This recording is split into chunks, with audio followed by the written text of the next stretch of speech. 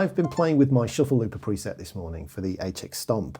I did a video on this effect a couple of years ago and had great fun producing the track and making some really interesting sounds. I was playing with it this morning and just thought I'd revisit it and show it to you again on the channel if you've not seen it before. If you want to grab the preset, then you can either follow along with the build I'm going to show you on the screen with HX Edit, or you can just download it from my Patreon. It's over on there, along with all my other presets for devices and captures for devices, backing tracks, tabs, transcriptions, lessons, that kind of thing. And yeah, basically what I'm doing is I've got 3 snapshots, 2 of which I was using on the intro of this video. So I've got a clean sound with a litigator and this delay kicking away in the background. That's the main sound.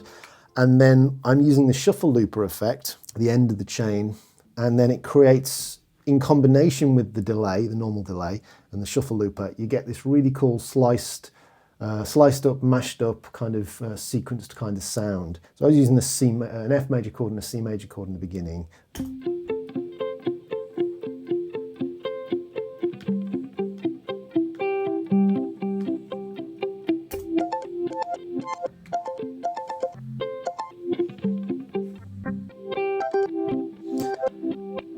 So it kind of mashes that up, it slices it up, throws it up and down the octaves, and then creates a nice little cool effect. You can reshuffle it or re-trigger it and create a new variation each time just by hitting the button again. I've got a little external foot switch down here to do it, but you just hit foot switch 1 on the preset. So I'll just break down some of this preset in HX Edit, and I'll start with the delay block because the whole thing's predicated on using the delay in combination with the shuffle looper.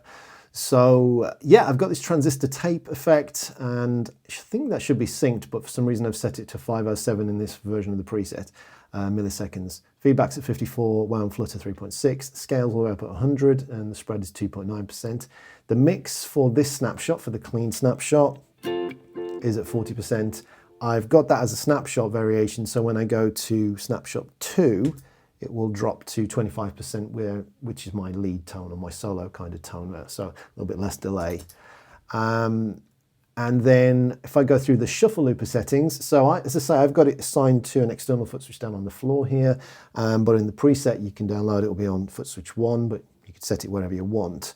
And the settings, so as I say, I stumbled across these accidentally. There are 32 slices here, and then the sequence length is 32.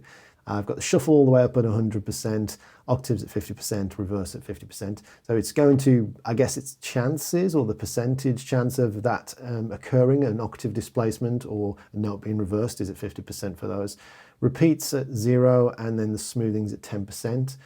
And then the sequence drift is at 0. Sequence drift, as I'm aware, is like how much it's going to change and vary as the loop goes around. So at 0, it's just going to be the same every time until I hit and re-trigger it by pressing the button again. And that's it really. Just take you through some of the other basic settings that I've got as normal. So I've got my usual litigator settings here on the snapshot 1. It's at 4, so it's a very clean tone. And then the channel volume's at 6.7 on snapshot 1. If I go through to snapshot 2, volume stays the same, but the drive's now gone up to 10 for my lead tone there. Other settings of interest. So the cab block actually is a legacy cab. I'm normally all in on the modern new cabs for the HX, but on this preset, if it's not broken, it sounds good, don't mess with it. So I'm keeping it as the 4x12 legacy greenback 25, 160 ribbon mic, usual kind of settings I have there. So distance of 3, low cut and high cut.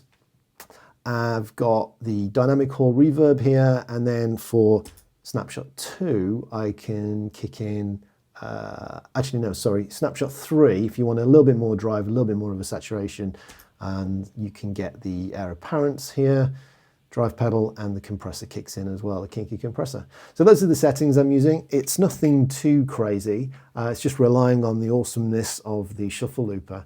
And if you've not played with it, I'd be really curious to see if you can come up with something interesting with it.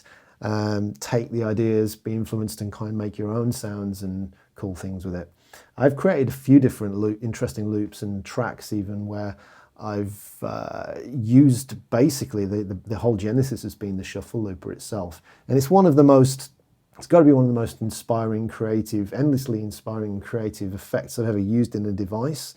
I think Line 6 might not be the fanciest or the flashiest or the most powerful stuff, but they definitely are inspiring in many ways with the things that they create for the ATX family. And they're always improving it and getting better. It's 10 years, I think, 2025 is 10 years since the first Helix came out. So that's going to be a curious one to watch. I wonder if there's going to be something, I know NAMM is coming up. I wonder if there'll be something this year.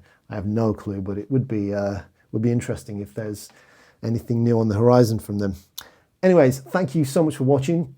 Like I say, if you want to grab the preset, you can do so over on my Patreon. All the other presets, captures, transcriptions, licks, tabs, lessons, all that stuff is over on Patreon as well, if you want to grab those. If you've enjoyed the video, then give it a big like, maybe think about subscribing to the channel and ringing in the bell for notifications would be much appreciated. Thanks so much for watching, and yeah, see you in another video.